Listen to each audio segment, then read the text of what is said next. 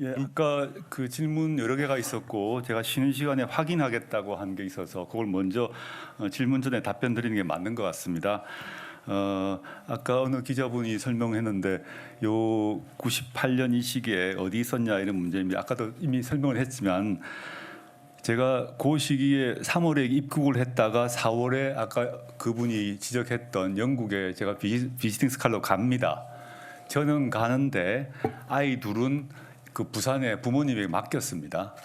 그건 뭐 그 출입국 관리 기록이나 또 주민증 보면은 금방 문제가 없고요. 아이를 부모님에게 맡긴 상태에서 나가 있었기 때문에 그거는 위장 전입이 아닙니다. 그 분명히 말씀드리겠습니다.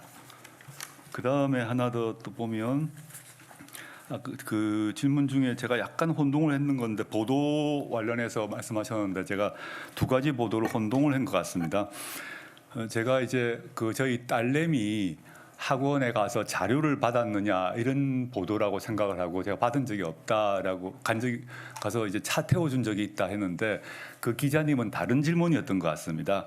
어떤 입시 상담을 했느냐 이런 질문이었는데 제가 그거를 그 아이 학원에 데려다둬서 자료를 받은 적이 있느냐 그 보도라고 착각을 했던 것 같습니다. 저희 아이가 중학교 마치고 이제 귀국해가지고 어디로 할까 고민 중에 상담하러 간 거 맞습니다. 그 상담하러 갔고 그 선생님이 제가 이름은 정확히 기억 안 납니다만은 이제 제가 그 선생님한테 이 아이가 이제 중학교 때 어릴 때도 뭐 영국 미국 살아서 영어가 좀 편한 편인데 어떻게 하면 좋겠느냐 했더니 그 선생님이 그러면 그 외국어 어떻겠냐 그랬고 제가 뭐 사실 아이 교육 모르는데 말씀하신 대로 따르겠습니다. 뭐 이 정도의 대충 말은 한 것 같습니다. 그게 하나 있고 그 뒤로 이제 진학 후에 제가 아까 오후에 말씀드린 건 진학 후에 아이를 몇 번 차를 태워주면서 주말에 같은 경우 가서 뭐 아이 태워준 적은 있다. 이 두 가지 경우가 섞어서 말을 한 것 같아서 제가 그 아까 질문했던 어느 분인지 모르겠습니다만 정정하도록 하겠습니다. 그 다음에 아까 이제 그 어느 또 기자분이 투자자 이름을 알려준 거 문제에 대해서 그 개인정보보호법 문제가 있다 말씀드렸는데 그거 외에 아마 그 정관 문제에 대해서 혼동을 하신 것 같습니다. 그 뭐냐하면 투자 대상 기업을 알려주는 것이 현행 그 정관상 18조에 이해 충돌 방지 규정이 있어가지고 운용사가 투자 대상 기업을 알려주지 않는 것으로 운용했다라고 그 설명이 되어 있습니다. 그리고 그 분기별 재무제표 같은 경우도 사모펀드에 대한 것이지 그 사모펀드가 투자한 기업에 대한 것이 아니었다라는 점은 해명이 되어 있습니다. 제가 그 자료를 확인했기 때문에 이번 기회에 좀 말씀드리고요. 그 다음에 아까 질문 관련해서 이건 저 필요 없는 게 됐고요. 저희 아이가 이제 그 대학에 입학할 때 세계 선도 전형으로 입학을 한 건 사실입니다. 아까 말씀드렸고요. 그때 어떤 과목이었냐 했을 때 AP란 그 대학 선수 과목을 미국 대학 선수 과목 신청을 했고 세 과목 만점 받은 것은 사실입니다. 그거는 뭐 또 그 역시 기록으로 가지고 있습니다. 그걸 통해서 제가 언론 보도를 지난 일요일자에 봤는데 이 당시 고려대학교의 입학 책임자가 그 전형은 어학 특기자 전형이었다는 점을 증언을 하셨습니다. 그분도 만약에 인사청문회가 열렸더라면 아마 오셨을지 않았을까 생각을 하는데요.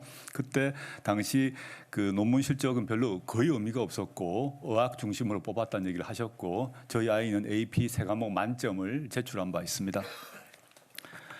그 다음에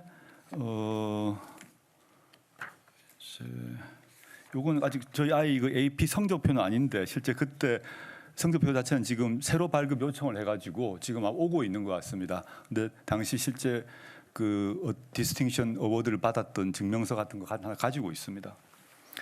그리고 그다음에 키스트 같은 경우에 있어서 제가 잘 몰라서 좀 쉬는 시간에 확인을 해보았는데 키스트에서 확인서를 받은 바 있고 당시에 주로 대학생 인턴들 이때는 고등학생 때가 아닙니다. 저희 딸아이가 고등학생 때가 아니라 대학생 때 키스트에 인턴을 했고 그 키스트에서 뭐 근무보다 인턴을 하면서 실험에 참가했나 봅니다. 근데 그 증명서를 받은 바 있고요. 언론 보도에서 키스트에 대하여 압수수색이 이루어졌다고 합니다. 그러면 그 키스트에서 발급한 서류를 보고 실제 어떤 상황인지는 확인할 수 있지 않을까 생각이 들고, 저도 그 점은 상세히 잘 모르겠습니다. 제가 아까 질문을 받을 때 처음 아는 사실인데 지금 간단히 확인한 건 그 정도입니다. 그 다음에 조금 길게 설명할 게 하나 있습니다. 아까 그 웅동학원 관련해서 감정 평가 얘기가 쭉 나와서 저도 그 무슨 말씀인지 잘 이해가 잘 안 돼가지고 조금 좀 찾아봤는데요. 이걸 언론인 여러분도 그렇고 또 국민 여러분도 좀 전체적으로 알 필요가 있을 것 같아서 조금 길게 설명을 드리겠습니다. 보시면 이게 이제 옛날 학교 구학교 전경이고 이게 신학교로 됩니다. 아까 말씀드렸듯이 공사가 96년부터 98년까지 이루어지는데 공사비가 48억 원 플러스 알파가 이루어진다는 건 이미 제가 교육청 보고 서류 아까 보여드리면서 말씀드렸습니다.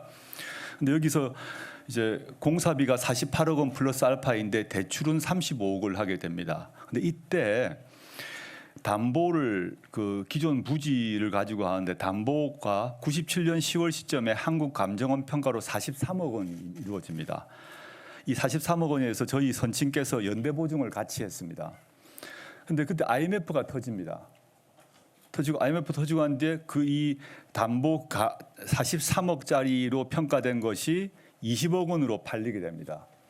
그 다음에 시간이 지나가지고 대출 채무가 이제 15억으로 되는데 이게 자산관리공사 채무로 이어지게 됩니다. 물론 여기에 대해서도 저희 선친께서 연대보증 채무를 졌습니다. 이게 전체 흐름을 좀 알고 계시면 좋겠는데, 제가 이 말씀을 왜 드리냐 하면 한국감정평가 금액이 잘못된 것이냐라는 질문의 취지인데 그렇지 않습니다. 20억에 팔릴 부동산을 나중에 20억에 이제 매도됐죠. 중간에 20억에 팔릴 부동산을 왜 과도하게 담보를 잡아서 35억을 빌렸냐, 이런 비판이신 것 같고, 또 그 부동산 매각 대금을 근거로 고려시티개발과 6억 공사를 했냐, 이런 것인데 일의 순서가 지금 시간 순서가 섞여버린 게 아닌가 생각이 듭니다. 제가 관련 서류를 가져와서 좀 별로 이렇게 지루한 얘기겠습니다만은 설명을 드리는 게 맞는 것 같습니다. 학교가 이전 공사 편입 부지 매입, 건축 공사비 충당을 위해서 30억 원을 빌린 시점은 95년 12월입니다. 그 다음에 고려시티 개발과 6억 원 공사 계약은 96년 1월입니다. 시간이 중요합니다. 한국감정평가원의 43억 원 감정금액 산정은 97년입니다. 그 다음에 98년 6월에 5억 원 추가 대출이 되고 부지가 경매로 매각된 것은 2001년입니다. 이 시차가 있는 것입니다. 따라서 은행에서 대출을 받았을 시점하고 고려시티 개발과의 공사 계약을 하는 시점은 95, 97년 사이이기 때문에 이때의 그 토지 감정 평가액은 43억입니다. 그 당시 95, 97년 시기의 토지 감정 평가액은 43억인 것입니다. 따라서 이때는 충분히 토지 매각 대금으로 공사비, 대출비 충당이 가능했습니다. 이 시기 IMF 전입니다. 이때는 이 감정 평가액으로 모든 문제, 공사비, 대출구 충당이 가능했다는 것입니다.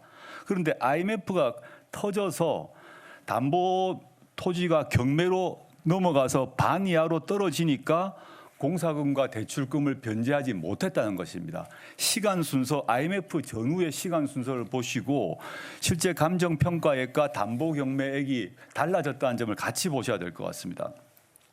그래가지고 그렇다면 학교 채무가 왜 생겼는가의 문제를 말씀드리겠습니다. 학교 채무는 학교 신축 이전을 하는 공사를 했는데 IMF 때문에 부지가 헐값으로 팔리게 됩니다. 팔리게 되니까 은행 대출금하고 공사비를 지급을 일부를 못하게 됩니다. 공사비를 일부 지급 못하게 되고 그 채무에 이자가 붙습니다. 이 상태에서 저희 선친께서 해결을 해야 되니까 공사비도 지급해야 되고 재산세 법정 부담금 내야 되고 또 공사비에 대해서 여기 보시면 연대 보증을 하셨습니다. 이게 모든 서류가 남아 있는데요. 이렇기 때문에 당시에 공사비 해결해야 되죠. 재산세 법정 부담금 내야 되고 공사비에 대해서 연대 보증을 개인이 하셨기 때문에 학교로부터 가져갈 수 있는 상황이 아닙니다. 그래서 물론 지금 이 상황도 제가 이번 기회에 정말 공부를 하다시피 한 것입니다. 그 당시 제가 이제 97년 IMF 터지기 전에는 외국에 있었기 때문에 그 뒤로 전체적으로 경제 사정이 안 좋아진 거는 제가 알고 있습니다만 이런 세밀한 상황을 이번 검증 과정에서 보아서 알게 된 것인데요. 그리고 아까 재산 상황도 아까 말씀을 한 번 더 드리자면 웅동학원 재산의 총 공시지가는 130억 원 정도고 수익용 기본 재산은 한 200억 정도, 교육용 기본 재산의 시가는 60억에서 80억 정도 등인데 이에 대해서는 교육청도 수익용 재산의 재산 가치가 높다라고 평가를 한 바 있습니다. 그 역시 교육청 자료를 통해서 확인할 수 있을 것입니다.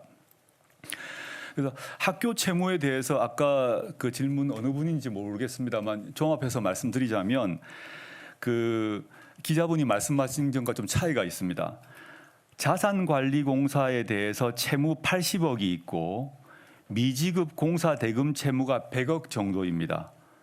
이는 동생이 웅동학원에 대해서 포기하겠다고 이미 발표를 했습니다.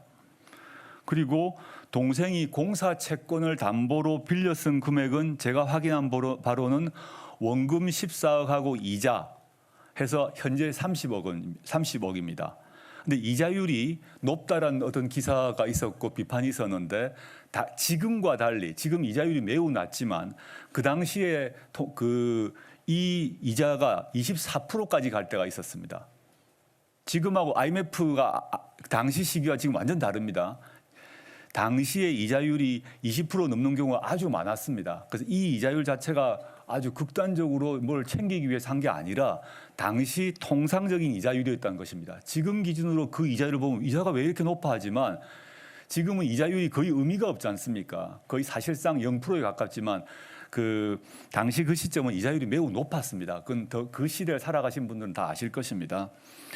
그리고 제가 제 개인 입장문을 통해서도 밝혔고 저희 어머니께서도 입장문을 밝혔습니다마는 저희 가족은 향후 웅동학원 관련 일체의 직함, 권한 다 내려놓기로 선언을 했고 이 학교가 개인 소유가 아닙니다.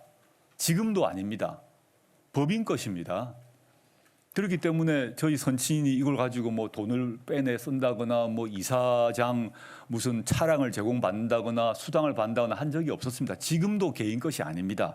그런데 저희가 이사로서 관련을 하고 있는 것입니다. 근데 그 직함을 다 내려놓을 것이고 관선 이사를 선임한다거나 또는 뭐 어떤 방식을 통해서든 교육청이든 뭐 어디서든 그 절차에 따라 할 수 있도록 제일 1차적으로는 이사회에서 결정을 봐야 되고요. 그다음에 관계기관과 협의를 해가지고 조치를 하겠다는 얘기 다시 한번 말씀드립니다. 이 점은 제가 후보자 상태인데 장관으로 임명이 되든 안 되든 지키겠습니다. 그걸 안 지키고 이 순간을 모면하기 위해서 한마디 던지겠습니까? 모든 국민 앞에 문서로 약속했고 이렇게 방송에서도 언론인 대상으로 말씀을 드리는데 이걸 제가 어기겠습니까? 그거는 믿어주십시오. 시간은 좀 걸릴 것입니다. 그냥 이사회도 열고 관계기관하고도 협의를 해야 됩니다. 그렇지만 제가 그 후보에서 장관이 되든 안 되든 이 문제 절차를 따져가지고 훌륭한 분이 이 재산을 탐하지 않고 공정하게 운영하고 채권 채무도 처리하고 그다음에 학교 발전을 위할 수 있는 분이 이사로 오셔가지고 이걸 다 처리하도록 저 개인적 차원에서 노력을 할 생각입니다. 그 점은 좀 믿어주시면 좋겠습니다. 네, 고맙습니다. 좀 쭉 나왔던 질문들 한꺼번에 다 설명을 드려서 좀 길었습니다. 양해해 주십시오. 네, 자 그러면 다시 이쪽 섹터 먼저 질문 받겠습니다. 제가 약속을.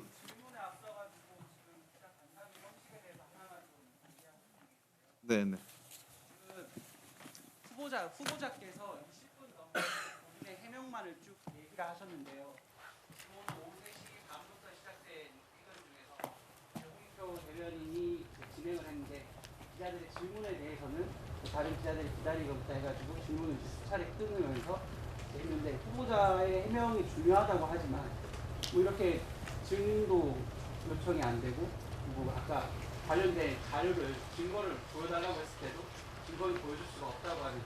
그러니까 이렇게 기울어진 운동장 안에서 이 형식이라든지 이런 진행 방식 모두가 이제 홍익표 대변인하고 후보자님께서 하시는 기울어진 운동장의 이런 간단한 형식 자체를 보고 국민들이 과연 이게 또 공정한 해명의 자리라고 납득할 수가 있을까요?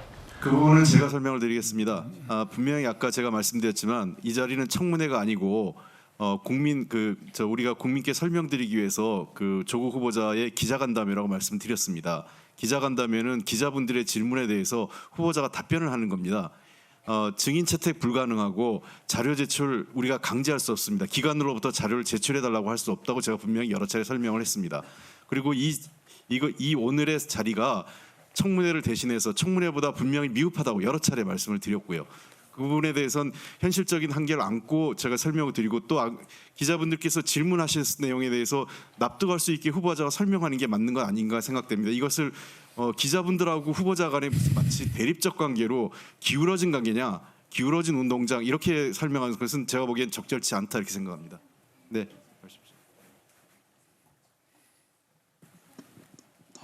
장시간 동안 질문하기 대단히 어려웠습니다. 곤혹스러운 질문이 장시간 동안 진행되고 있는데요. 브레이크 뉴스의 김충렬 기자입니다. 질문 드리겠습니다. 우선 쉬운 질문하고 정책 질문 드리겠는데요. 한간에는 법무부 장관보다는 내년 4월 총선에 출마한 것이 좀 낫지 않았는가 이런 의견도 있습니다. 혹시 후회하시는 않으신지 이 부분하고 지난 시간에 한 2번 그 답변이 나왔는데 후보자님 의사와는 상관없이 문재인 정부에서 차기 대권 주자로 그런 기회가 아직은 시기상조이지만 그런 기회가 주어진다면은 도전하실 의사는 있는지 그 궁금하고요. 역사는 그 비관주의자보다는 낙관주의자에 의해서 발전해 왔다고 생각합니다. 지금까지 답변 중에서 저 개인적으로는 가장 인상적인 답변은 사법개혁을 위해서 불가능을 가능하게 하기 위해서 이 자리에 왔다라는 그 부분이 저는 그렇게 느껴졌습니다. 만약 법무부 장관에 임명되신다면 국가폭력에 의해 자행된 부분에 소급 입법을 금지하는 원칙을 폐지할 생각은 없는지요? 일례로 박정희 정권에서 강탈한 대표적인 케이스인 정수장학회와 같이 명확히 대법원에서 불법 위법한 부분을 인정한 부분입니다. 또한 안민석 의원이 입법 발의한 최순실 등 국정농단 세력들이 불법 은닉 재산 환수에 대해서 국가가 불법적으로 강탈한 이 부분을 소급 입법의 뒤에 숨어서 있다는 것은 동의하기 어렵습니다. 물론 개인 대 개인의 관계에 있어서는 소급 입법이 원칙이 정해져야 되지만 국가가 불법적으로 국민에 대해서 재산을 강탈하고 이러한 부분까지 소급 입법이 뒤에 숨어 있다는 것은 잘못됐다고 생각되는데 혹시 후보자의 견해는 어떠신지 듣고 싶습니다. 참 어려운 질문을 하셨는데요. 저는 민정수석 되기 전에도 후에도 저는 제 스스로를 제가 잘 압니다. 제가 이 선출직 공무원, 정치인이라고 통상 부르는 그쪽에 대해서는 의사나 능력이 없는 사람 같습니다. 제가 평생 이제 법을 공부했고 학자 지식인으로 살다 보니까 정치인이 갖춰야 될 그런 덕성, 능력, 자질을 갖추어 본 적이 없습니다. 그 점 아닐 것 같고 두 번째 말씀하신 대권 역시 마찬가지겠죠. 저는 게다가 지금같이 이렇게 만신창이가 되어 있는데 무슨 대권이겠습니까? 그저 어림없다고 생각을 하고 있습니다. 저는 법무부 장관이 된다 하더라도 훨씬 더 낮은 자세로 바닥에서부터 새로 출발해서 제가 해야 될 소임을 다하는 것이 저의 역할이지 그 넘어서 어떤 정치, 대권 이런 것을 얘기할 시기가 전혀 아니다라는 말씀드리겠습니다. 세 번째 문제는 제가 사실은 개인적으로는 논문도 썼던 그런 주제입니다. 국가폭력에 의한 인권 침해의 경우에 있어서 소급 입법을 어떻게 허용할 것인가의 문제가 논문도 썼는데요. 너무 중요한 주제입니다. 근데 소급 입법을 함부로 허용하게 되면 법적 안정성이 흔들리기 때문에 저는 개인적으로 매우 헌정 질서를 위협하는 정도의 중대한 불법의 경우 그 경우 소급 입법을 허용한다는 그런 개인적 소신을 가지고 있습니다. 그 정도만 말씀드리겠습니다. 네, 이쪽 편 두 분 더 하겠습니다. 여기 처음 오셨으니까 여기 제가 안 했고요. 그다음에 그 뒤에 분 해드리겠습니다. 통일근육 이광유 기자입니다. 오늘 대한의사협회에서 그 따님의 그 의학 논문 제1저자로 등재된 것에 대해서 그 따님이 제1저자에 해당하는 기여를 했을 가능성이 전혀 없다. 그렇게 하면서 그 책임 저자에게 논문 자진 철회를 권고했습니다. 그래서 이것을 잘못하면 최악의 경우에는 따님의 그 대학 입학의 어떤 정당성까지도 이렇게 좀 위협할 수 있는 상황이고, 그리고 아까 말씀하시기를 해당 그 고려대학교에서 어학을 위주로 뽑았다고 그렇게 말씀하셨는데, 그 당시 세계 인도 전형을 보니까는 어학이 40%고 생활기록부가 60%입니다. 그 생활기록부는 모든 자료를 다 종합해서 평가한다고 그렇게 명시가 돼 있거든요. 그래서 이것이 따님 그 분명히 자기소개서에 그 저자를 이름 올렸다고 이렇게 돼 있어가지고 제1저로 등재된 것이 어떻게든 대학 입학에 많은 영향을 미쳤을 가능성이 높고, 그러면 이 논문이 철회되고 이 제1저자로 기여한 바가 가능성이 없다고 최고 전문가 집단에서 단정을 이렇게 확인을 했는데, 그러면 이거 따님의 대학 입시의 정당성 문제까지도 이렇게 좀 위협받을 수 있는 좀 이렇게 중대한 오늘 그 기자회견이 나왔다고 생각하거든요. 여기에 대한 입장을 좀 부탁드립니다. 네, 제가 오후에도 설명을 드렸습니다. 근데 이제 그 의협에서 결정을 하고 그 논문을 어떻게 처리할 것인가의 문제는 그 학회 또는 그 대학의 결정 사안입니다. 근데 보시면 제가 오후에도 설명을 드렸습니다만 저희 그 딸아이가 대학 입시에 그 논문을 썼다란 말은 있지만 논문명을 적은 적이 없습니다. 그리고 논문 자체를 제출한 적이 없습니다. 지금 말씀하신 생활기록부를 한 번 더 보시면 저도 이제 확인을 했는데 그 인턴십을 해서 이름이 논문에 오르게 되었다라고 적혀 있지만 어떤 논문을 썼다, 논문 이름이 적혀 있지 않습니다. 그리고 논문 자체도 제출한 적이 없습니다. 따라서 전 대한의회 그 결정이 무엇인지는 지금 확인을 못 하겠습니다. 제가 이 자리에 있다 보니까 어떤 결정이 난지 모르겠으나 제1저자로 등재될 만한 기여를 했을 가능성이 전혀 없다고 단정을 해버렸습니다. 기자회견에서. 제 말도 알겠는데요. 네. 철회라고도 권고를 했습니다. 대한의사협회에서. 네. 그건 그 해당 교수님이 철회를 하시거나 조치를 하실 것 같고요. 그 문제하고 그 문제 논문이 철회될 것이라고 하면 대학 입시의 문제는 그 논문이 대학 입시에 영향을 미쳐야 되지 않겠습니까? 논문 철회는 그 논문이 철회되면 그 교수님의 논문이 그 논문 목록에서 빠지는 것입니다. 근데 이 논문이 대학 입시에 영향을 미쳐야 되거든요. 근데 지금 말씀하셨던 그런 그 자료들을 보게 되면 이미 공개도 되었습니다만은 그 자기소개서 또는 생활기록부 등에 그 논문에 자신의 이름이 기재되었다는 표현이 있지 그 논문명이 적혀 있지 않고요. 또 그 고려대 측에 그 논문을 제출하지 않았다는 것입니다. 두 개가 다른 문제 아니겠습니까? 예. 아닌 게 논문명 적혀있지 않더라도 그 논문에 이름 올렸다는 거, 자기가 무슨 논문에 이름 올렸다는 거는 자기 소개 적시했고, 근데 그 논문이 처리되고 제1저자로 등재하는 기여할 밖에 없다고, 기여할 있을 가능성이 없다고 명시해봤기 때문에 이것이 어떻게 대학 입시에 영향을 안 미쳤다고 별개. 그건 저는 고려대학교에서 판단할 것이라고 봅니다. 고려대학교에서 그 실제 소개서를 보게 되면 논문 이름이 적혀 있지 않다는 것입니다. 지금은 우리가 모두 그 논문명을 언론인들이 알고 있지 모르겠지만 그 시점에 논문명이 적혀 있지 않고 논문에 이름을 올렸다고 돼 있는데 그것 때문에 뽑았다고 말하는 것은 다른 문제 아니겠습니까? 물론 이에 대해서는 제가 너무 많은 말씀을 드린 것 같은데 고려대학교 측에서 당연히 조사를 할 것이라고 봅니다. 조사를 해서 지금 그 철회된 논문은 학회의 결정입니다. 그다음에 그것이 입시에 영향을 줬는가는 고대가 그 대학교가 판단할 것입니다. 근데 핵심이 그게 내가 무슨 논문을 발표했다라고 써 있다면 영향을 주겠죠. 근데 그렇지 않고 논문에 내 이름이 올랐다고 라고 적혀 있고 그 논문을 제출하지 않았고 그 논문 이름을 밝히지 않았는데 그걸 모르는 상태에서 입학사정관이 어떻게 판단을 했겠습니까? 네. 그건 고려대학교에서 판단하실 거라고 봅니다. 제가 그에 대해서 너무 상세한 얘기를 하게 되면 오해를 살 수 있을 것 같습니다.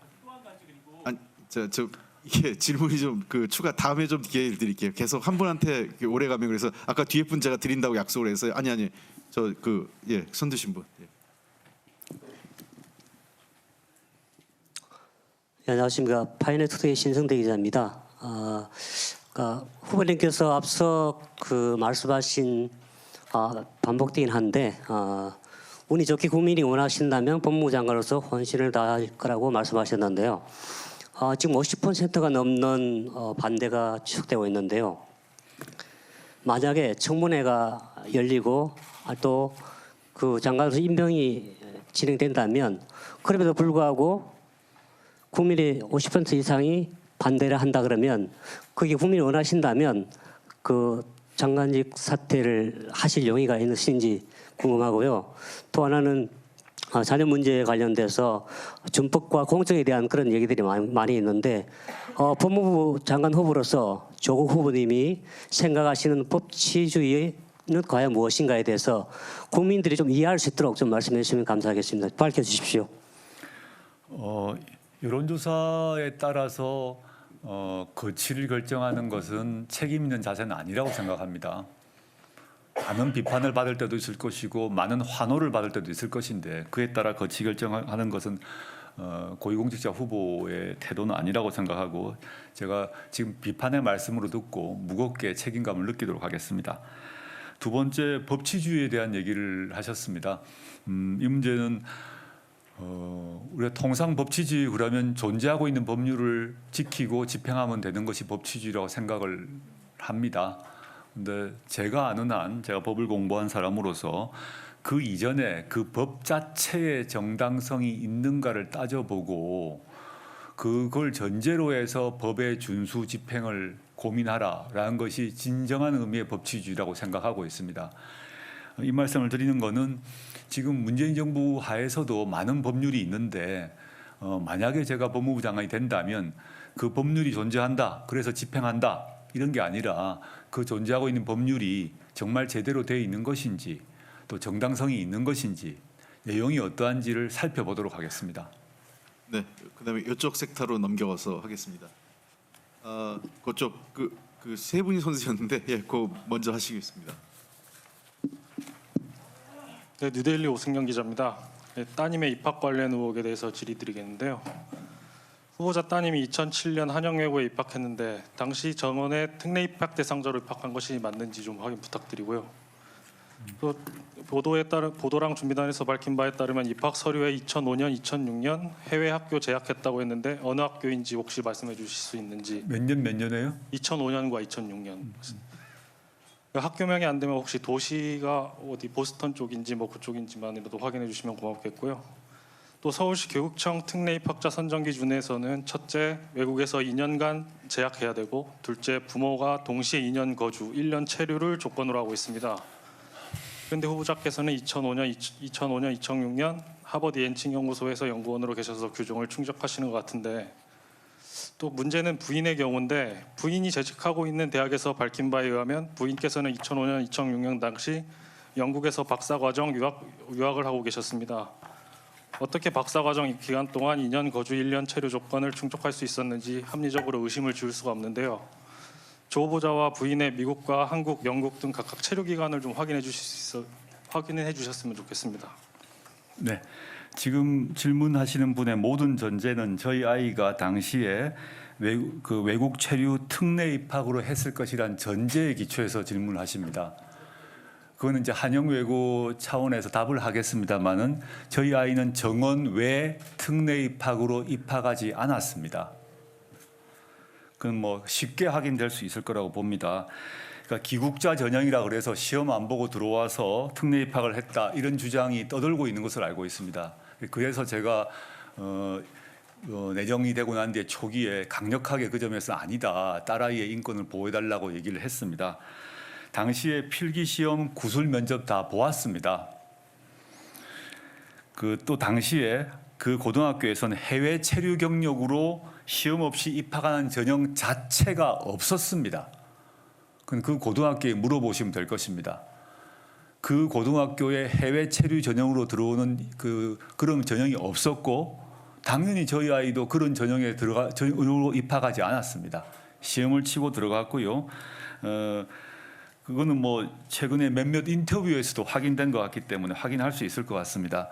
그래서 지금 그 논의의 질문의 모든 전제가 저희 아이가 특례 입학을 했을 것이다. 정원에 특례 입학을 하고 부모가 외국에 있은 덕으로 들어갔다는데 그 자체가 아니기 때문에 그 뒤에 답변 안 해도 될 것 같습니다. 예, 두 분 그쪽 색대 두 분밖에 없어서 두 분 다 드리겠습니다. 네, 안녕하세요. 한강타임즈 이설아 기자입니다. 한번 계속해서 질문 드려서 죄송한데 이제 그 논문 문제에 관련해 가지고서는 사실 이게 적절한 이제 저희가 오고 가는 이제 질문이 아니어가지고 한 번 더 질문 드려서 정말 죄송하게 생각을 하고요. 이제 논문 같은 경우에 따님께서 이제 영어를 잘하셔서 제1 저자를 받으셨다 이렇게 얘기를 해주셨는데 그 공동 저자 중에서는 이제 해당 전공으로 해외에서 수학한 영어를 오히려 더 잘할 수밖에 저희가 없다고 판단되는 연구원이 있는 걸로 이제 지금 나왔고 해당 연구원께서는 이제 또 언론과 인터뷰를 통해서 따님을 이제 실험 기간 중 본 적이 없다고 얘기를 해주셨습니다. 그러고 이제 그때 당시에 그때 당시에 관행이 그랬다고 이제 후보자님께서 얘기를 해주셨는데 2009년 당시 국제의학학술지 편집인위원회 지침에 따르면은 이제 제1저자 같은 경우에도 자료 수집과 분석, 해석 및 학술적 개념 성립에 큰 공헌을 한 사람을 제1저자로 한다고 명백하게 규정을 하고 있는데 이에 대해서 따님에 대해서 어떻게 생각을 하시는지 그거에 대해서 다시 한번 여쭙고 싶고요. 그 다음에 이제 로스쿨 개혁을 하겠다고 아까 전에 말씀을 해주셨는데 이제 제가 생각하기에는 이제 지금 인권법 같은 기초법 분야가 이제 변시에서 이게 치지 않기 때문에 굉장히 약해지는 걸로 알고 있습니다. 이런 점들에 대해서도 혹시 인지하고 계시는지 이거를 확대하기 위해 어떤 노력을 하실 건지도 궁금하고 그다음에 기회 평등 문제에 대해서도 관심이 많으신 것 같은데 이런 문제를 확대하기 위해서 한국 방통대에서 이제 로스쿨을 설치하는 문제가 장기간 이제 국회에 계류되고 있습니다. 이런 점에 대해서도 이게 어떤 의견을 가지고 계신지 여쭙고 싶습니다. 감사합니다. 예, 이제 당국대 논문에서 아주 질문이 많이 나왔습니다. 제가 오후에도 말씀드렸습니다만은 현재의 기준으로 저는 그게 부적절하다고 생각합니다. 근데 당시 시점에 왜 그랬는가에 대해서 영어 때문에 영어를 잘해서 됐다는 게 제 의견이 아니라 그 책임저자였던 그 교수님께서 이제 인터뷰를 통해서 말씀하신 것입니다. 실험을 열심히 했다. 그 다음에 영어 논문을 작성하는데 큰 기여를 했다라고 말씀을 하셨습니다. 제가 그랬다고 제가 그 평가를 해서 일지자를 주는 게 맞다는 얘기를 하는 게 아닙니다. 그리고 다른 연구원 얘기가 나왔습니다만 저희 아이가 실험 참여를 한 건 분명한 사실이고요. 그 교수님이 중심이 돼서 저희 아이한테 시킨 게 있고 그 연구원한테 시킨 것이 있을 것입니다. 근데 저희 아이는 실험에 참여하고 강의 듣고 교수님의 지시에 따라서 영어 논문 작성하고 그 다음에 저희 어린아이가 1저자가 2저자가 뭔지를 어떻게 알겠습니까? 고등학생입니다. 뭐 의대생도 아니고 이과생, 대학원생도 아닙니다. 그냥 고등학생이 학교에 지원을 했어요. 학교에서 만든 프로그램 지원해서 실험하고 교수님 시킨 대로 하고 영어를 조금 잘해서 영어 좀 다듬고 그러고 돌아와서 선생님께서 그 1저자 달라고 저희 아이가 한 적도 없고 저희가 한 적도 없습니다. 저희 아이가 1저자, 2저자를 어떻게 알겠습니까? 저도 1저자, 2저자 구별을 잘 못했습니다. 옛날에는. 제가 문과이기 때문에. 그래서 그 점 그렇게 말씀드리고 싶고요. 두 번째 로스쿨 개혁 문제 같은 경우에서 여러 말씀을 하셨는데 제가 지금 아까 짧게 말씀드려서 부족한 것 같습니다. 그런데 첫째 이 로스쿨 개혁 문제는 현재 법무부 산하에 이 로스쿨 내부 교과 과정 등에 대한 위원회가 설치되어 있어서 논의가 진행 중입니다. 거기서 최종적으로 아마 권고를 낼 것이라고 봅니다. 교과 과정이든 뭐 학사 관리건 합격률이건 다 논의 진행 중이기 때문에 거기를 존중해야 될 것 같고요. 마지막에 말씀하셨던 방송대 로스쿨 같은 경우는 한번 실험해 볼 만한 그게 있다라고 생각하고 있습니다. 외국에도 로스쿨 체제를 갖추고 있는 나라에서도 방송대 로스쿨을 만든 곳이 있기 때문에 그러합니다. 물론 그 경우에 있어서는 현재 방송대 자체의 그 교수 능력 시스템 자체가 지금과는 달라져야 될 것 같습니다. 현재 방송대는 그 로스쿨 체제를 운영할 수 있을 정도로 시스템이 안 돼 있는 걸로 알고 있습니다.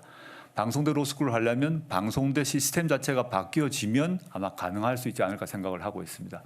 조금 시간이 걸리지 않을까 저는 생각해 보는데 그 모두 법무부 로스쿨 관련 위원회에서 판단할 것이라고 봅니다. 마이크를 대고 해주시죠.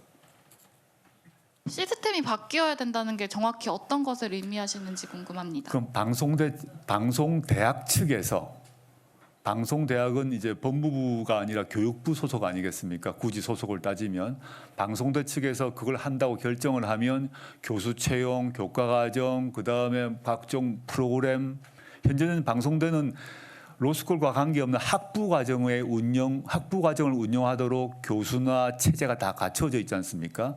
그걸 완전히 바꿔야 됩니다. 즉 로스쿨 강의를 할 수 있는 사람을 다시 다 뽑아야 됩니다. 그리고 교과과정 방송대 교재를 아실 건데 로스쿨 교재 다 새로 만들어야 됩니다. 그거는 뭐 하루아침에 될 수 있는 문제는 아니겠죠. 그래서 그 논의를 해서 교육부와 법무부가 같이 논의해야 될 사안으로 본다는 그런 취지입니다. 네, 맞습니다. 옆분 이미차 아까 두 분만 들으셔가지고. 네, CBS 박정환입니다. 사모펀드 관련해서 좀 더 자세하게 여쭤보겠습니다. 일단 처남이 그 코링크 PE에 주식 투자한 시점은 2017년 3월입니다. 이게 GP 그러니까 운용사로 들어간 것이고요. 그리고 펀드 투자를 한 거, 그러니까 투자사 LP로 들어간 거는 2017년 7월입니다. 근데 후보자 그 부인과 그 일가께서는 2017년 7월에 이제 펀드로 들어가셨고, 그렇다면 처남이 먼저 GP로 들어갔는데 이거를 블라인드 투자라서 몰랐다. 이 부분은 조금 해명이 좀 안 맞는 것 같고요. 그리고 GP 같은 경우에는 아까 말씀드렸다시피 주식을 200배를 뻥튀기를 해서 들어가서 금감원에 0.99% 지분율을 보고를 했습니다. 근데 LP 같은 경우에는 실제로 5억 원을 투자해서 이거는 자본 비율이 60%입니다. 그러니까 실제로 60%인데 이거를 0.99%로 사실상 이제 눈속임을 했다는 건데, 이가 GP와 LP 이게 꼼수 겹치기 투자라는 의심이 계속 들고요. 이 부분에 관련해서 자본시장법 위배가 확실한 거 아닌지 일단. 제가 그 문제에 대해서는 법 위반 문제를 판정할 능력이 없습니다. 이 문제는 이제 금감원에서 조사를 할 것이라고 보고요. 또 검찰에서 조사를 할 것이라고 봅니다. 제가 오후에서 여러 번 말씀드렸지만 이 저희 처남의 0.99% 지분이 어떤 이유에서 어떤 배경에서 만들었는지 저도 사실 알지 못합니다. 물어본 적도 없습니다. 그거는 제가 지금 이랬다 저랬다 뭐 단정을 할 수 없고 지금 이미 수사가 진행되었기 때문에, 그리고 이미 출국한 사람들이 돌아오게 되면 그걸 통해서 실제 어떤 일이 벌어졌는가를 밝혀져야 된다고 보고 있습니다. 저도 그걸 강하게 바라고 있습니다. 실제로 지금 추가 질의하시는 겁니까? 네, 추가 질의입니다. 그 사모펀드 관련해서 지금 실소유주라고 의심받는 오촌 조카 그리고 이제 부인, 그 아들, 딸, 처남 두 아들 모두 연관이 되어 있습니다.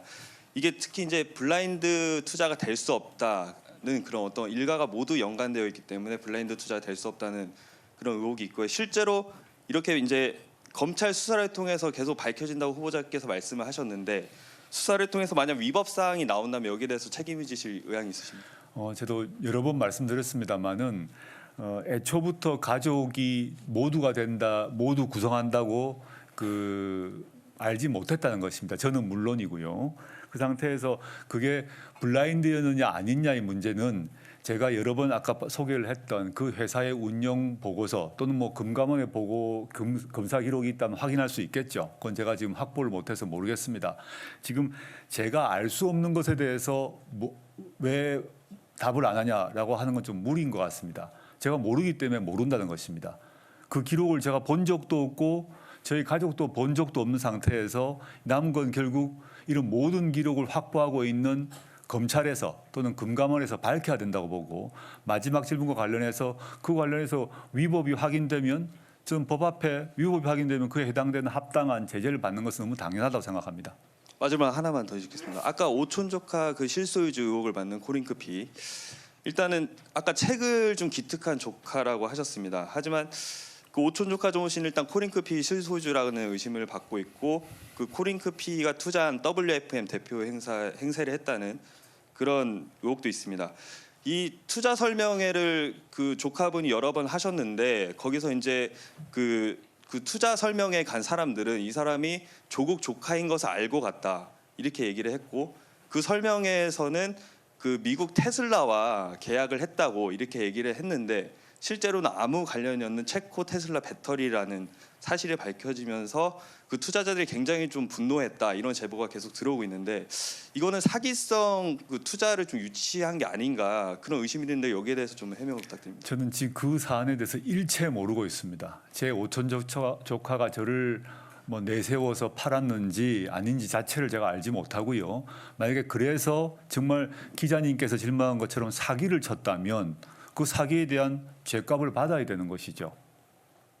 근데 저는 그 문제에 대해서 제 조카건 제 어떤 사람이 제 이름을 팔고 다녔다고 해서 제가 어떻게 알겠습니까?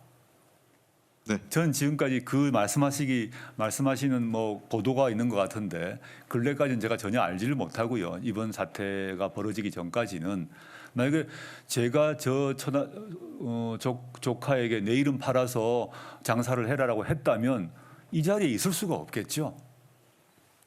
네. 저쪽에 그 두 분 드리겠습니다. 두 분 저쪽 하고요. 그리고 다시 이쪽으로 넘어오겠습니다.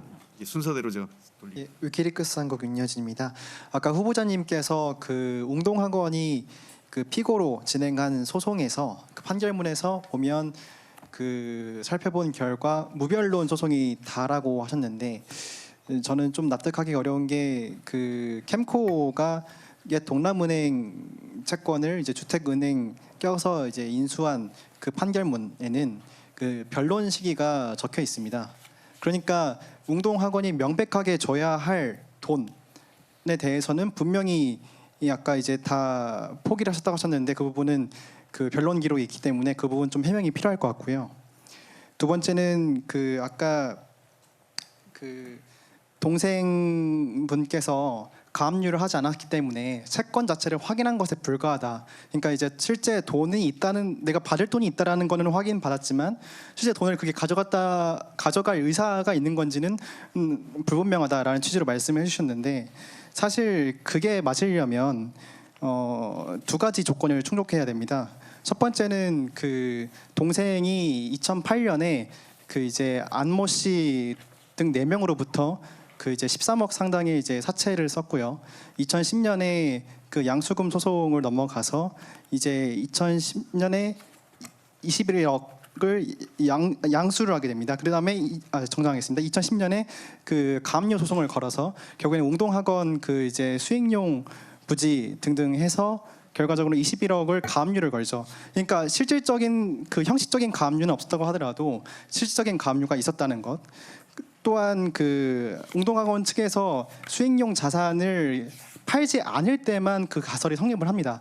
하지만 실제 2010년에 그 웅동학원이 수익용 자산을 팔려고 했었고, 그 당시에 이제 경남도 교육청에 신고를 했었고 경남도 교육청에서 허가를 하지 않았을 뿐입니다.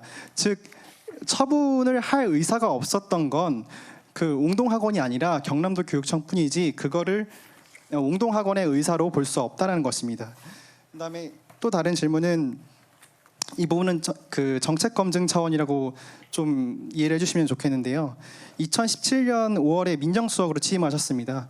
그다음에 2017년 8월에 그때 검찰 인사가 있었습니다. 그때 이제 당시에 검찰총장과 법무부 장관이 모두 공석이었습니다. 그래서 당시 박균택 법무부 검찰국장을 통해서 인사를 하는 게 2017년 8월 인사에서요. 하는 게 합리적인 절차에 의한 그 인사입니다. 그런데 제가 다수의 복수의 관계자로부터 제보를 들은 바에 따르면 당시 박균택 검사장님 말고 다른 라인을 통해서 검찰 인사를 했다라는 제보를 다수 받았습니다. 이 부분은 박균택 고검장도 일부 인정한 부분입니다. 이 부분에 대해서 조금 당시 공식 라인을 통해서 인사하지 않은 부분이 있었는지 해명 부탁드리고요. 다음으로는 그 2018년 11월인가요? 그때 이제 백혜련 의원을 통해서 이제 당시 죄송한데 질문이 너무 독점돼서 그러니까요. 예. 그 당시 검찰청법 뭐 관련해서 형사소송법 관련해서 이제 검경수사권 조정을 이제 의원입법 형태로 발의를 했는데, 근데 제가 취재를 한 결과 당시 법무부 검찰국 형사법제과를 통해서 그게 정부 여당 쪽으로부터 법률 초안이 넘어간 것으로 취재가 됐습니다. 이 부분에서 알고 있으신 바가 있는지 확인 부탁드립니다. 지금 그 2017년 5월 8월에 그 인사에 대한 여러 가지 제보라고 그러는데 제가 무슨 말인지 잘 모르겠습니다. 그건 박규택 검사장 지금 이제 법무연수원장이 있는데요. 물어보시면 될 것 같습니다. 그다음에 2018년 11월 뭐 아마 패스트트랙 법안을 얘기를 하시는 것 같은데 그건 당연히 당정청이 협의를 합니다. 최종적으로 협의를 해서 어떤 경우는 정부 법안으로 발의를 하고 어떤 경우는 여당 의원으로 발의합니다. 그 자체가 불법이 있거나 이상한 게 아닙니다.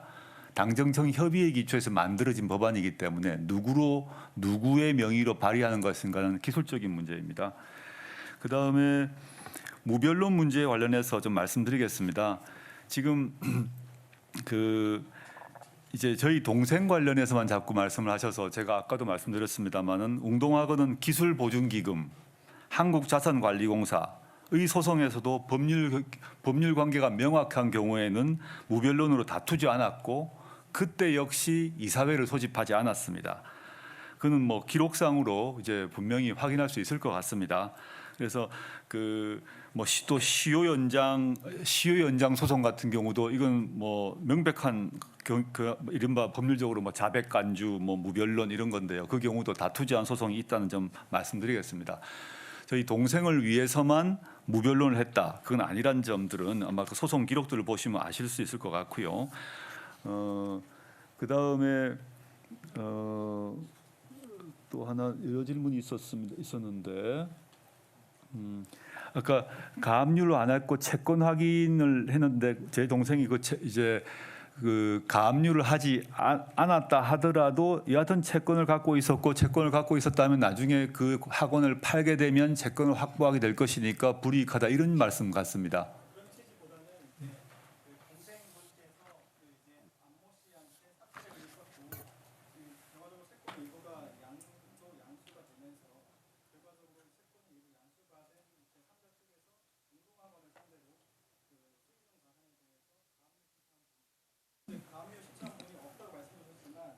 알겠습니다. 무슨 말씀이죠? 예. 그 제 동생이 가압류 신청한 건 저기 없다는 점 말씀드렸고, 그다음에 지금 문제가 되는 가압류 관련해서는 뭐 상세한 설명은 나중에 드릴 수 있겠습니다만은 제 동생이 그 시점에 사기를 당해서 그 가해자가 처벌도 됩니다. 그런 과정 속에서 이루어졌던 일들이 하나 있고요. 그다음에 지금 물론 기자님이 지적했던 안모 씨가 가압류를 한 것 같은데 그와 별도로 제가 말씀드린 것은 아까 말씀드렸던 것은 제 동생이 자기 채권을 가지고 있지만 가압류하지 않았다는 것이고, 그다음에 최근에 제 동생이 입장 표명을 통해서 그 자신의 채권을 행사하지 않을 것이고 일체 채권을 그리고 아까도 제가 뭐 저희 전재수 씨 얘기까지 나왔습니다만 그 경우도 제가 집안의 가장으로서 나서서 이 문제를 정리를 하겠다는 말씀드렸습니다. 이게 채권을 이렇게 가지고 있는데 제가 그 앞에서도 한번 설명을 드렸던 것 같습니다만은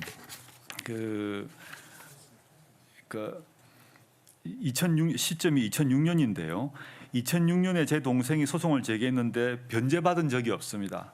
가압류 강제 집행하지 않았습니다. 물론 아까 말씀하셨던 어떤 돈을 빌리면서 그 채권을 양도한 것은 사실인데요. 제가 아까 계속 강조드렸던 것들은 제 동생이 스스로 나서서 자신이 확보한 채권을 가지고 학교로부터 돈을 가져가려고 하지 않았다는 것입니다.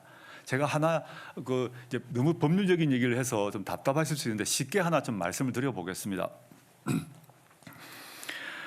만약에 뭐 저희 선친이건 뭐 제 동생이든 당시에 그 학교 재산을 빼돌리겠다고 마음을 먹었다 하면 소송을 할 필요가 없습니다.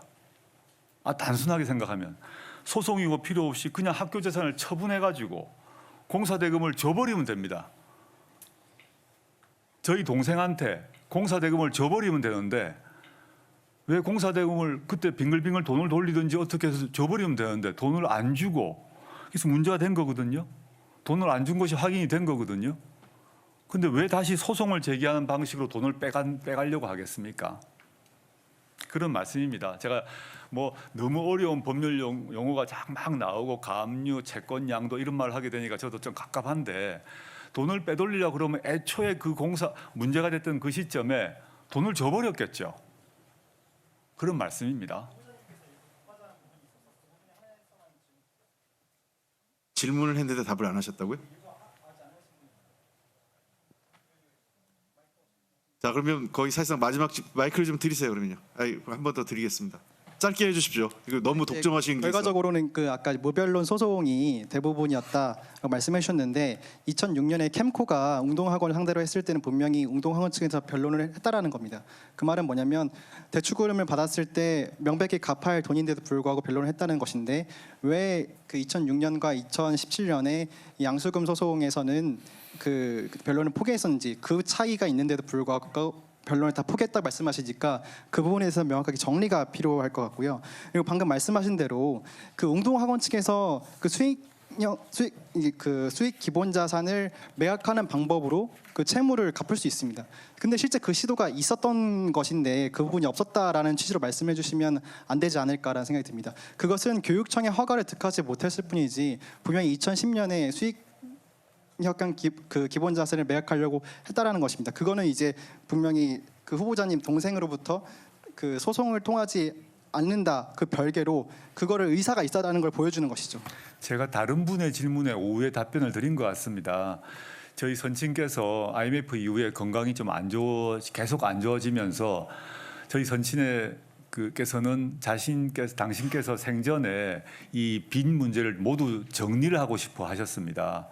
그래서 교육청에 그 신청하고 했던 것은 저희 선친이 제 동생에게 제 동생의 채권을 주려고 한 게 아니라 전체적으로 웅동학원의 재산 문제를 정리를 해서 기술신용 자산공사건, 기술신보건 등등을 다 정리하려고 하는 차원에서 신청을 했던 것입니다.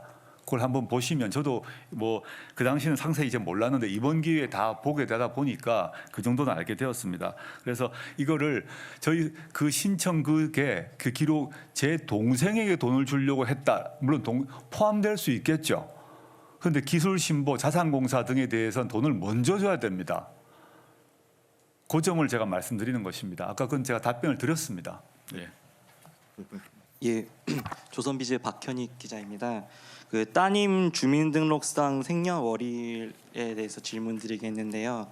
그러니까 원래 따님께서 91년 2월생이었다가 2014년이 돼서 91년 9월로 바꾸신 건데, 이제 이게 원래 생일이 언제냐 이걸 제가 여쭤보는 게 아니라 그럼 당초에 91년 2월로 신고하신 건지 이게 궁금하거든요. 왜냐하면은 보통은 이제 옛날에 아이가 태어나면 일찍 죽을 수 있으니까, 혹은 우리 아이가 뭐 좀 뒤처질 수 있으니까 늦게 신고했다가 나중에 본래로 좀 정정하면 앞당겨지는 거잖아요. 근데 이 경우에는 2월로 신고했다가 9월로 늦춰진 거라서 좀 특이해서 왜 그런지 궁금한 거고. 네. 그리고 이제 또 하나 궁금한 건, 이제 그때가 91년도는 이제 호적법이 개정돼 가지고 이제 출생 신고를 할 때 출생 증명서를 내야 되거든요. 그래서 그 당시에 그러면 그 제3자가 출생 증명서를 작성했을 텐데 그 출생 증명서는 이제 어떻게 만들어졌는지, 그리고 그게 잘못 기재됐던 건지 이게 궁금하고요. 또 하나 더 궁금한 건, 이제 그러면 이제 후보자님은 이제 법을 잘 아시니까 이거 바꾸는 건 이제 가족관계 등록 정정이라는 비송 사건으로 이제 처리를 하면 되잖아요. 근데 이 간단한 사건을 왜 이제 계속 두고 있다가 따님께서 이제 24살, 25살 됐을 때서야 이제 원래 생일로 바로 잡게 된 건지 2014년에 왜, 그게 좀 궁금합니다. 예, 답변 드리겠습니다. 저희 아이의 생년월일 정정 문제와 관련해서 모 언론에서 이 생년월일을 아이를 젊게 만들어서 의전원에 지원할 때 유리하게 만들려고 했다라는 보도를 제가 보았습니다. 제가 기함을 했는데요. 일단 저희 아이 다니는 부산 의전원에는 2월 24일자로 지원되어 있습니다. 생년월일 변경 전 생년월일로 지원했고 그것에 따라서 그 입학 사정이 이루어졌습니다. 그건 확인해 보시면 쉽게 알 것입니다.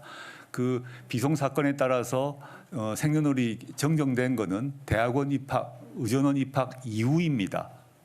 그건 뭐 그것도 역시 금방 기록으로 확인될 수 있을 것입니다. 그 점에 있어서 보도가 과거에 2주 전인가 3주 전에 있었기 때문에 저희가 인청 준비단에서 해명 자료를 밝힌 바 있습니다.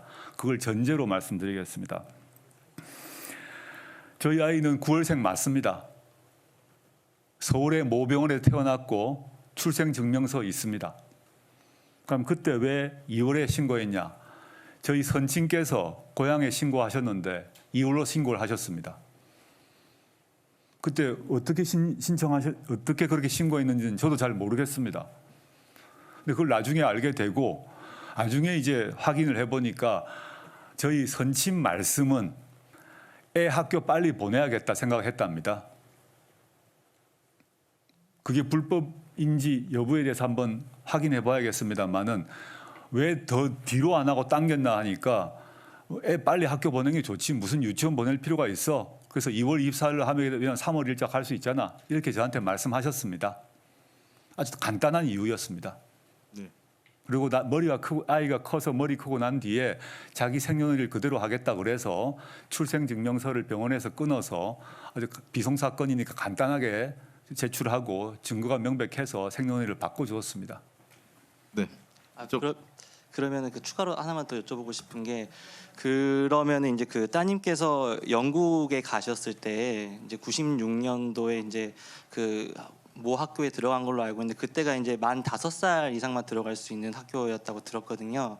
그러면 그때 이제 그 따님께서 이제 실제로 생일인 9월생이었다가 만 4살이 되기 때문에 그 학교를 못 들어갔다 이렇게 들었는데 그럼 그것과 또 연관이 있는 건지 궁금하고 그 다른 하나는 이제 그럼 후보자님께서 아까 말씀하신 것처럼 이제 확인을 해보면 된다고 하시니까 그 당시 어떤 병원에서 출생을 하셨는지 그 병원을 혹시 여쭤볼 수 있을까요? 그리고 또 그 선친께서 그 이제 좀 출생 신고를 하셨을 때 그 출생 증명서를 그러면 잘못된 허위 출생 증명서를 내신 거라고 이해를 하면 되는 건지 그 세 가지. 그건 아니라고 생각합니다. 저희 선친께서 허위 증명서를 낸 게 아니라 신고를 한 것 같고요. 그 다음에 저희 딸아이가 어느 병원에 태어났는지에 대해서 말씀드리지 못할 것 같습니다. 왜냐하면 그 병원이 또 괴롭힘을 당할 것 같습니다.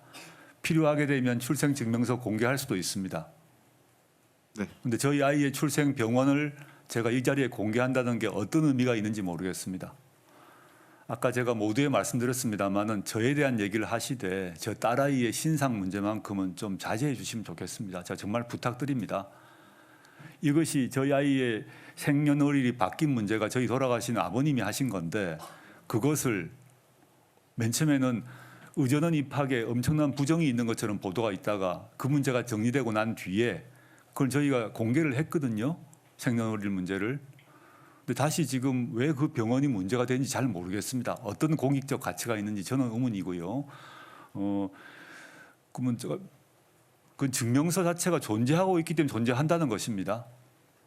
만약에 국회에서 국회에 제출하면 제출했을 것이고요.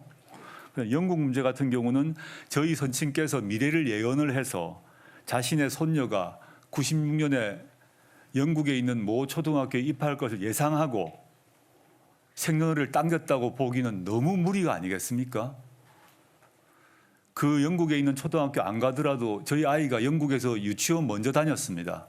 유치원 다니다가 영국 초등학교 다녔습니다. 그래서 유치원을 조금 더 다니는 것이 또 초등학교를 더 늦게 가는 것이 얼마나 저희에게 큰 불이익이고 또 얼마나 큰 이익이었겠습니까? 그런 걸 예상하시면서 저희 선친이 91년 시점에 생년월일을 당겼다고 도무지 저는 생각이 잘 안 됩니다.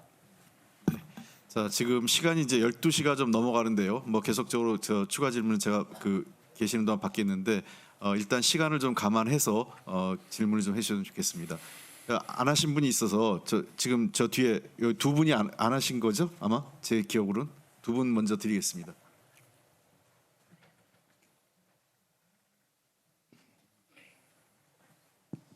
예, 데일리한 정도원 기자입니다. 예, 사실 제가 재학 중이었을 때 이 후보자께서는 그때 학생 부처장이셨는데 그 장학 업무를 담당하셨던 후보자께서 그 따님 장학금 문제로 이렇게 좀 후배 또 제자들의 신뢰와 존경을 잃고 있는 부분이 굉장히 좀 씁쓸한 느낌입니다. 예. 그래도 뭐 일가보다는 후보자 본인에 대한 좀 질문을 두 가지 드리려고 합니다. 첫 번째로는 지금 후보자께서 나오고 이제 로스쿨 교수를 하신 서울대학교 학내 커뮤니티에 들어가 보면은 이 부끄러운 동문 투표가 지금 진행이 되고 있어요. 예. 후보자께서도 예전에 이거를 인용하신 적이 있으시기 때문에 모르시진 않으실 텐데 지금 결과가 어떻게 되거나 제가 방금 들어가 봤더니 후보자께서 여전히 좀 압도적인 선두를 달리고 계십니다. 그 유시민 노무현 재단 이사장은 나는 일체감이 없기 때문에 전혀 부끄럽지 않다 이렇게 말씀하셨는데 좀 후보자께서는 이거 어떻게 받아들이고 계신지 좀 여쭙고 싶고요. 두 번째로는 그 후보자께서 2007학년도 1학기 형법 총론을 강의하실 때 오상방위와 관련해서 좀 믿기 어려운 소문이 돌고 있습니다. 예. 그 오상방위는 법전에 없는 개념인데 후보자께서 그걸 수업 중에 법전에서 찾아봤다 이런 얘기가 돌고 있어서 모르는 분들이 이 소문을 그대로 받아들이면 좀 후보자의 이 법무장관 적격성에 대해서 의심을 가질 수도 있다 이런 정황인데 후보자께서도 이 점에 대해서 좀 속 시원하게 해명하시고 싶을 기회를 그동안 공개적으로 가지고 싶으셨을 것 같습니다. 그래서 그 점에 대해서도 여쭤보겠습니다. 예, 두 가지 이거는 뭐 서울대 내의 얘기인 것 같습니다. 첫 번째, 부끄러운 동문 1위 문제 잘 알고 있습니다. 그 학생들의 저에 대한 비판 문제 충분히 제가 인정하고요. 제가 오해가 있었건 뭐가 있었던 간에 제가 시간을 두고 해명할 생각입니다. 저에 대해서 지금 오늘 같은 이런 해명 자리가 저의 해명이 학생들에게 전달되지 않았을 것이라고 생각이 드는데 그거와 별도로 아까 촛불 시위를 포함해서 그 스누라이프를 얘기하는 것 같습니다. 그런 비판 감수하면서 제가 성찰하도록 하겠습니다. 두 번째 문제 같은 경우 저도 많이 들었던 얘기입니다. 저희 지도 학생들 같은 경우나 수업 들은 학생들은 약간 어이없어 하기도 합니다만은 이것도 역시 아주 재미없는 법률 얘기를 하나 하겠습니다. 오상방위란 것은 형법총론에서 위법성 조각서의 전제 사실에 대한 착오의 일환의 이론입니다. 일단 제가 위법성 조각서의 전제 사실에 대한 착오와 관련해서 판례 평석을 쓴 것이 있습니다. 제가 그걸 모르고 있다면 평석을 쓸 수가 없습니다. 찾아보시면 그 오상방위가 포함되어 있는 위법성 조각서의 전제 사실에 대한 착오에 제가 쓴 판례 평석을 보시면 저희 입장이 나와 있습니다. 근데 왜 그런 얘기가 있었을까 생각을 해보니 제 수업 때 이렇게 얘기를 합니다. 이건 좀 너무 법률적인 얘기라서 재미가 없습니다만은 오상방위라는 법조문이 제목을 갖고 있는 조문이 없습니다. 근데 오상방위란 문제를 푸는 데 있어서 해결하는 데 있어서 몇 가지 학설이 있는데 13조 적용설과 16조 적용설과 뭐 등등등이 있습니다. 이게 이런 자리에서 해야 될 얘기인지 모르겠습니다만 저는 수업을 할 때 이렇게 합니다. 현재 지금 로스쿨 학생들은 제 수업을 들은 학생은 잘 알 겁니다만은 오상방위 케이스를 내고 이 문제를 몇 조로 풀어야 되지라고 묻습니다. 그럼 학생들이 뭐 약간 왔다 갔다 하겠죠. 제가 조문에 있다. 현행 법조문상 몇 조문인지를 확인해봐라. 그러면 그럼 조문이 없죠. 오상방위란 이름이 달려있는 조문이 없습니다. 정당방위, 긴급피난 이런 경우는 있습니다. 오상방위는 없습니다. 없다고 답이 나옵니다. 저는 있다라고 합니다. 있다. 찾아라라고 합니다. 그건 뭐냐면 13조 고의조각이냐 16조 책임조각이냐 이 문제입니다. 또 더 나간 판례는 이제 정당화 사유로 한 게 있는데 그런 건 너무 어렵고요. 그러니까 조문으로 얘기하면 결국은 그 오상방위라는 조문 현행 조문으로 해결돼야 된다. 그 조문이 13조냐 16조냐 고의조각이냐 책임조각이냐 이 문제를 물으면서 오상방위 해결될 조문이 우리 형법 조문에 있다라고 제가 강조하고 찾으라라고 얘기합니다. 그런 과정에서 약간의 오해가 있었던 게 아닌가 생각이 들고요. 제 강의 스타일에 대해서 한번 생각을 해봐 주시고 제가 바로 그 오상방위 관련 판례 평석을 썼다. 발표했다. 그건 쉽게 아마 구하실 수 있을 거니까 보시면 그 문제에 대한 오해는 뭐 풀리지 않을까 생각이 듭니다. 오래간만에 법학 강의를 들은 것 같아서. 안녕하십니까. 한국방송통신사 박상태 기자입니다. 이른 시간까지 어떻게 보면 국민의 알 권리를 위해서 청문회 대신 진행하고 있는 이 기자간담회에서 제가 느끼는 바로는 많은 사람들이 후보자님도 마찬가지겠지만 개인 신상에 관해서 얘기하는 것이 적절하면서도 굉장한 피로감을 주고 있습니다. 그래서 그 문제는 좀 뒤로 하고 싶고요. 전 이런 질문을 드리고 싶습니다. 두 가지를 생각해 봤는데요. 첫 번째는 검찰이 압수수색을 했습니다. 그래서 그 문제에 대해서 많은 여당에 계신 대표께서도 얘기하시고 청와대에서도 입장을 발표하고 또 한간에 떠도는 소문은 검찰이 마지막 저항을 하고 있는 거 아니냐.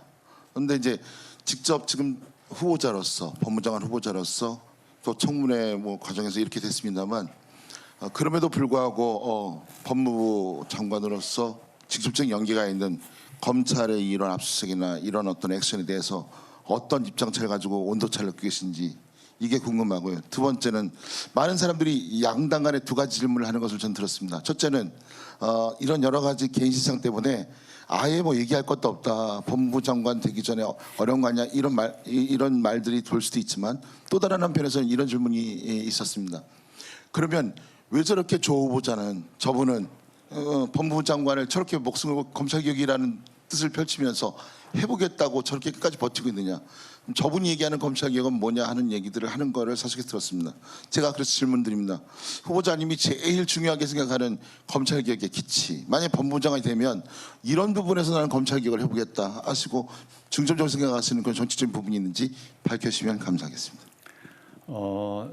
첫 번째 문제 인사청문회 진행 중에 검찰의 압수수색이 있는 문제에 대한 의견인 것 같습니다.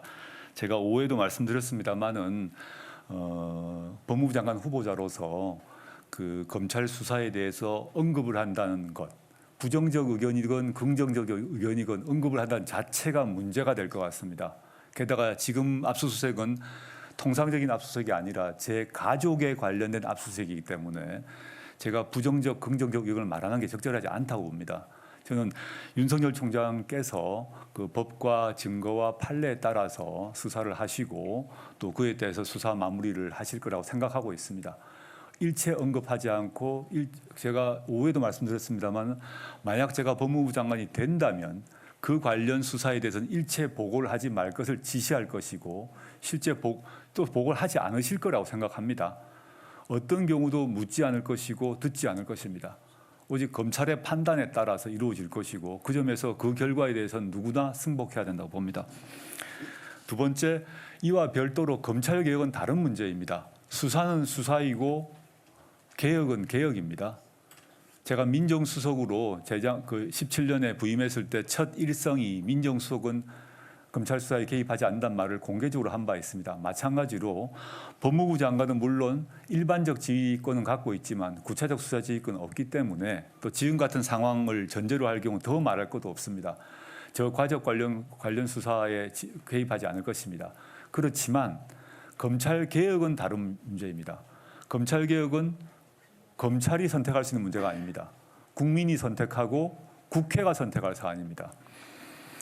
검찰개혁의 내용으로 문재인 대통령의 국정과제로 공수처, 검찰개혁, 법무부 탈검찰화 등등을 쭉 말씀하셨고 저는 민정수석으로 그 업무를 보좌해왔습니다. 근데 이걸 하나하나 말씀드리는 건 너무 긴 얘기고 전 이렇게 말씀드리겠습니다. 제가 오후에 말씀드렸습니다만 제가 87년 민주화가 이루어졌습니다. 우리는 지금 1987년 헌법하에 살고 있는데 정치적 민주주의의 여러 요소 중에 하나가 특정 어떤 단체가 특정 개인이나 단체가 너무 과도한 권력을 갖고 있는 것 그리고 그 과도한 권력에 대해서 통제 장치가 없는 것을 가장 위험하다고 봅니다. 그것이 해결돼야 정치적 민주주의가 됩니다. 지금 대통령에 대해서도 어느 누구도 두려움을 갖지 않고 비판합니다. 문재인 대통령이 빨갱이다, 문재인 대통령이 공산주의자라고 해도 처벌받지 않습니다. 대통령도 그만큼의 통제와 비난을 받습니다. 그런데 과거에 군부의 하나회가 그랬습니다. 과거에 국가안전기획부가 그랬습니다. 과거에 중앙정보부가 그랬습니다. 그런 권력들은 다 해소되거나 분산되었습니다. 또 많은 통제가 이루어졌습니다.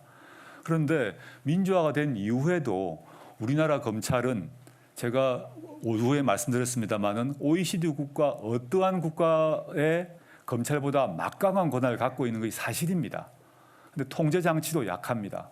경찰이 검찰을 통제하지도 못하고 국회가 통제하지도 못하는 형국입니다. 그래서 저 개인의 의견 이전에 많은 사람들이 많은 정치인과 학자와 시민단체에서 검찰개혁을 얘기한 것이고 그 검찰개혁이 지난 국정농단 사태에도 나왔던 것이죠.